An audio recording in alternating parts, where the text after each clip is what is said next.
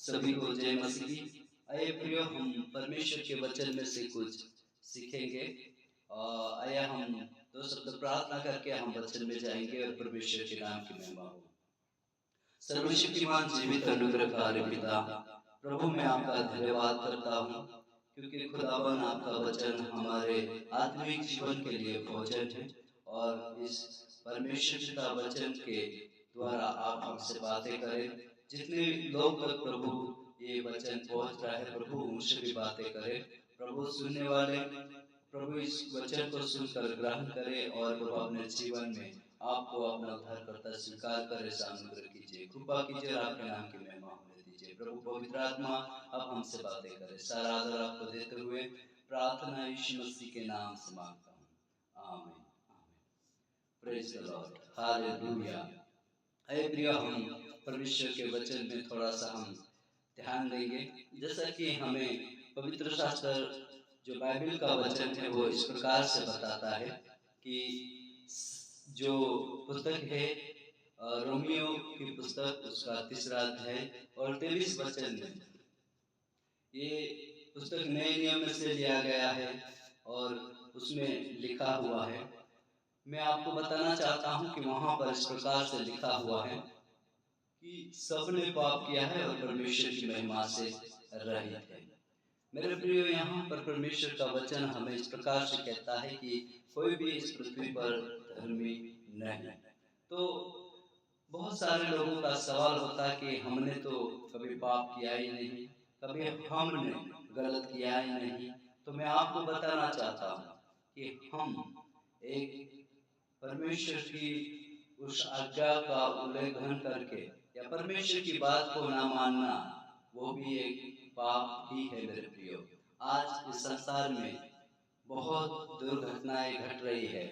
ऐसा कि आज इंसान जो है वो अपने आप में काबू नहीं है और बहुत सारी चीजें वो खुद कंट्रोल नहीं कर पा रहा है, उसके ऊपर और कोई दूसरा कंट्रोल कर रहा है और वो हत्या करने में भी कोई पीछे नहीं रह रहा है। मेरे प्रियो, आज मैंने एक ऐसी बात सुनी जो मैंने कुछ लोगों से शेयर किया कि सच में एक व्यक्ति है, एक पिता है।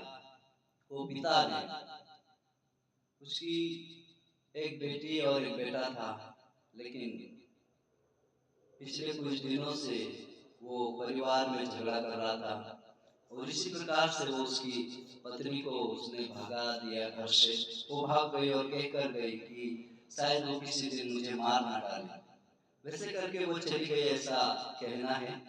और उसके बाद में जब वो आज रात को जब वो घर पे आया तो कहते हैं कि वो दारू पी कर आया था और उसके बाद में ना जाने उसमें कौन सा इस प्रकार का ईर्ष्या, कौन सा इस प्रकार का गुस्सा था कि वो अपनी बेटी को कुल्हाड़ी से काट दिया। देखो मेरे प्रियो, आज इतना पाप बढ़ चुका है कि लोग अपने बेटे बेटी को भी नहीं छोड़ रहा है। कि इतना गुस्सा करना या इतना दर्द भरी बातों को सुनकर बहुत दुख की बात है। ऐसे ही उसने बाद में जब उसका एक लड़का भी था, उसको भी उसने उस कुल्हाड़ी से मारा। वो लड़का आज हॉस्पिटल में है और वो भी मौत का सांस ले रहा है। प्रभु उसको जिलाए, ये मेरी प्रार्थना है। और इस प्रकार से वो उसके दोनों बेटे बेटी को मारना चाहा और बेटी जगह पर मर चुकी और बेटा अभी हॉस्पिटल में है। तो इस प्रकार का पाप मैं देख पा रहा हूँ, सुन पा रहा हूँ और तमाम जगहों पर ऐसी दुर्घटनाएं घटती है। उससे हमें मालूम पड़ता है कि पृथ्वी पर कितना जबरदस्त पाप है। मैं एक उदाहरण के लिए मैं आपके सामने रख रहा हूँ, लेकिन पवित्र शास्त्र जो कहता है वो सत्य है, क्योंकि यीशु मसीह ही सत्य है। मेरे प्रियो, वो सत्य है तभी वो सत्य हमारे हर एक वो अधर्म को प्रकट करता है।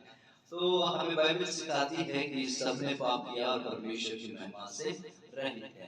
तो हम किस प्रकार से हम उस परमेश्वर की उपस्थिति से रहित हो गए, उस परमेश्वर के प्रेम से रहित हो गए, हम किस प्रकार से परमेश्वर की शांति से रहित हो गए, हम किस प्रकार से अपने जीवन के उन आशीषों से रहित हो गए।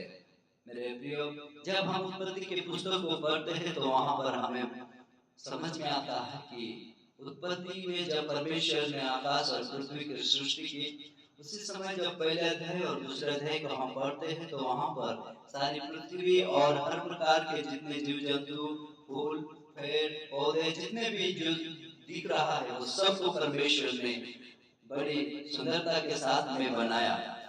लेकिन जब हम दूसरे अध्याय के 26वें वचन में जब हम देखते हैं तो परमेश्वर ने कहा कि आओ हम मनुष्य को बनाए अपने स्वरूप और अपनी समानता में, अपने जैसा, यानी परमेश्वर ने उसके जैसा मनुष्य को बनाया था।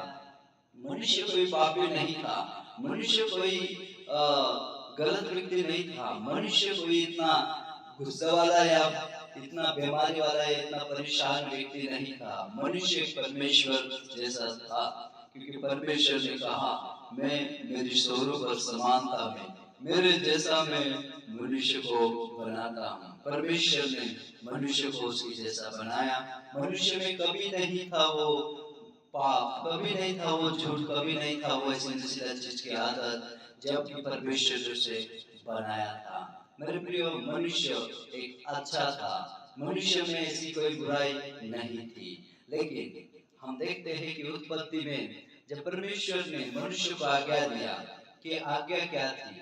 परमेश्वर ने कहा आप सभी वृक्ष के फल खा सकते हैं, लेकिन एक इस एदन की वाटिका के बीच में एक ऐसा वृक्ष है जो आप नहीं खा सकते, आप उसे नहीं खा सकते, क्योंकि वो भले और बुरे का incoming call, incoming call, incoming call, incoming call.